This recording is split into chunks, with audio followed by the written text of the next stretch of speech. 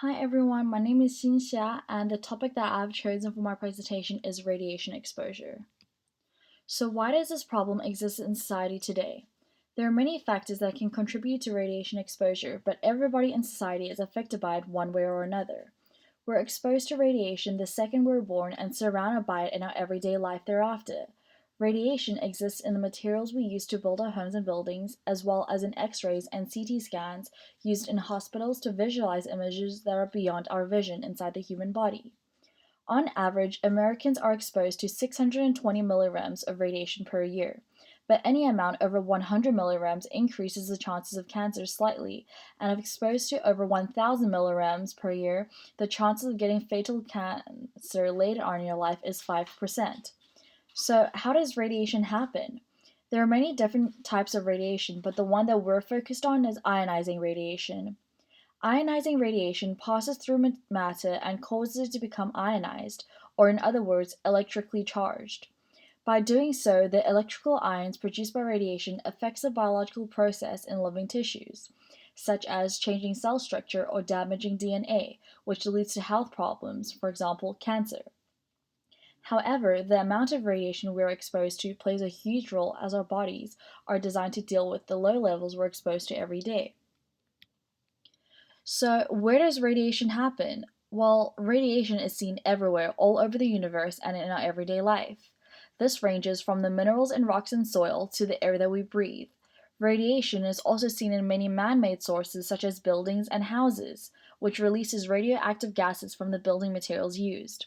We're also exposed to high amounts of radiation every time we use medical devices such as an X ray or a CT scan. Radiation is also present in our foods and drinks. As you can imagine, all these factors make radiation something that is difficult to avoid. The risk of radiation could include cancer and other health risks. However, the amount of radiation we're exposed to in our daily lives is not large enough for there to be any major problems.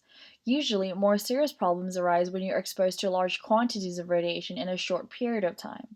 Let's say if you're exposed to a large dosage of radiation from continuous CT scans, the risk of cancer increases with every CT scan you take, and the exposure may damage your reproductive cells, which could cause a genetic mutation, and your future generations might carry these genes.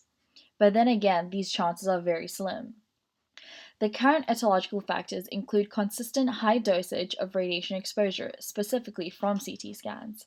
However, during World War II, when the bombing of Hiroshima and Nagasaki happened, the nuclear bombs caused detrimental effects that are still seen today. All of the mothers that were pregnant during the time of the bombing within 1.2 kilometers from the hypocenter gave birth to babies with mental retardation.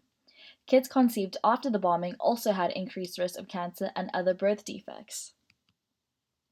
There is no definite solution to solving radiation exposure as it is in our everyday lives. However, there are programs such as the Radiation Management Program that helps to protect the public from unnecessary radiation exposure by inspecting medical devices and equipment to assure compliance with federal and state standards, as well as checking that they are licensed as required.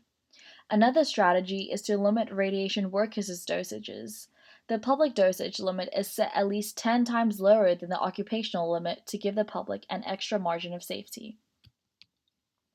Previously, the most well known mass radiation exposures were the bombing of Hiroshima and Nagasaki as well as the Chernobyl disaster. There were no ways to solve these issues as these damages were already caused. After mass radiation exposure, the only thing we can do is wait for the radiation to go away. In Hiroshima, the area was uninhabitable for years and the city took about 15 to 20 years to rebuild. And Chernobyl is currently still uninhabitable and won't be for another hundreds to thousands of years.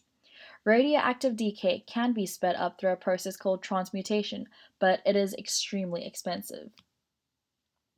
Radiation exposure can be prevented or lessened by using vests during CT or other scans. By reducing the exposure time, using a respirator or face mask if you're exposed to airborne sources, or using alternative methods other than x rays when not necessarily needed. In my opinion, there is no definite prevention as radiation is part of our everyday lives. We can only try to reduce the exposure. Despite the cons of radiation exposure, using this in a controlled dosage and environment is a huge help in the medical field and is needed for many medical procedures. Thank you.